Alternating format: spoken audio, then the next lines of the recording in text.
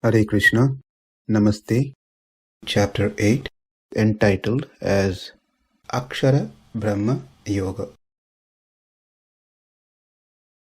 Sloka 8. Abhyāsa-yoga-yuktena cetasā nānya-gāminā paramaṁ puruṣaṁ divyaṁ yāti pārthānucintayan. So sometimes people come and ask us, why is that you people always chanting the same mantra, Hare Krishna, Krishna Krishna, Hare Hare, Hare Rama, Rama Rama, Hare Hare. When we come to your temple, always this is what you chant. When you have a program, this is what you chant. And also you yourself always chant this mantra. There are so many different types of bhajan, so many different types of mantras, so many things are there. Why don't you incorporate those things also to have varieties?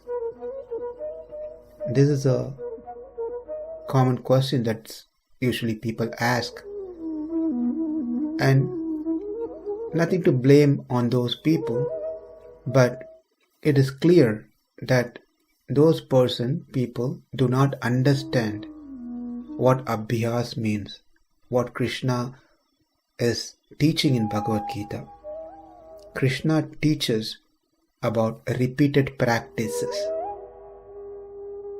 Repeated spiritual practices is what is going to help a person spiritually.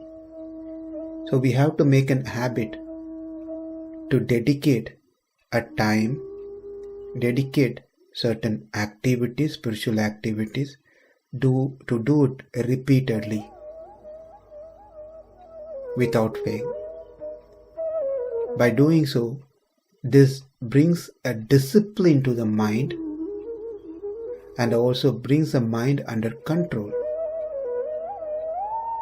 It's like when we had our Sunday programs, we get ready, leave home at a specific time and go to the temple to attend the program and services. But interestingly, as soon as Sunday evening we get into the car, the cell phone tells your destination is 45 minutes from here. That means the cell phone has watched our behavior, our activities, and it knows that this person every Sunday at this time goes to this place. This is how the cell phones are designed to track and help us in certain ways. And this is exactly how the mind works also. By repeatedly engaging the mind in service of Krishna, in chanting the name of Krishna, in doing some spiritual activities that brings mind at the lotus feet of Krishna. This is called abhyāsa. Yoga refers to bhakti, that is, the practice of meditation with loving devotion. With loving devotion at a fixed time every day. This is also an important factor, that we have to set a certain time in a day to make sure we do only that activity during that time. So specifically dedicating time for chanting, specifically dedicating time for doing Harati, having prasadam, going to the temple, reading books, spiritual books. It's a very important practice. That is why we in school days we've been given timetable, and likewise we should have a timetable in our life also, irrespective of what age we fall into. When we put a timetable and practice bhakti, and that is called yoga, we should examine ourselves at the end of each day. How many times and how much did I think of Krishna? How many times did I think about others and other things? The interesting fact is that even when we are supposed to think of Krishna at a particular time, say a person is doing japa, chanting, it is fully dedicated for Krishna, to be with Krishna. Are we fully with Krishna while we are chanting? Or if we are doing harati to Krishna, is our mind and thoughts are fully engaged towards Krishna in that service? The answer is most of the time it's not. Even when we are supposed to think of Krishna, we are not thinking of Krishna. And of course, when we have other things to do, naturally we are not going to think about Krishna. Pretty much, we hardly think of Krishna, that means in a day. This is our pathetic situation. Therefore, what Krishna says here is abhyāsa and yoga should be present in one's life, throughout one's life. And during that time, nānya-gāminā, without moving towards anything else other than Krishna. During this time of abhyāsa and yoga, one should not get pulled away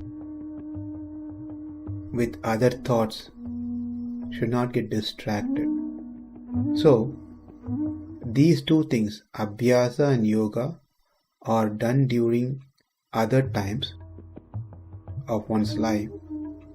And then the rest of the slokas, this 8th sloka, speaks about by doing so, he will be able to remember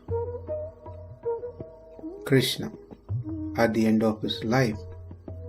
And how does he remember Krishna? He remembers Krishna as Krishna is going to explain in the next few slokas. Paramaṁ puruṣaṁ yāti. That is, this person gets what he wants from Krishna. Here, reaching the Lord means becoming like Krishna, equal to Krishna.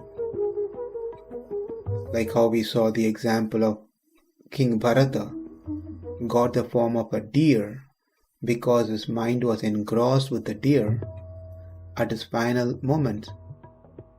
Similarly, one contemplating on Krishna in the manner prescribed in the following verses that we are going to see will become like him, Krishna. And more we think about others other than Krishna and spend our life talking about so many other subject matter, we will get the nature of that particular people or object that we spent our life speaking about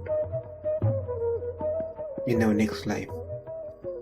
So it's better to be careful with our thoughts, with our speech, and with our action. Let our thought, let our speech, and let our action be fully in Krishna consciousness. So it helps us to remember Krishna at the time of death. And how do we remember Krishna at the time of death? That we will see in the following slokas. abhyāsa-yoga-yuktena cetasā nānya-gāminā paramaṁ puruṣaṁ divyaṁ yāti pārthānucintayan. Namaste. Hare Krishna.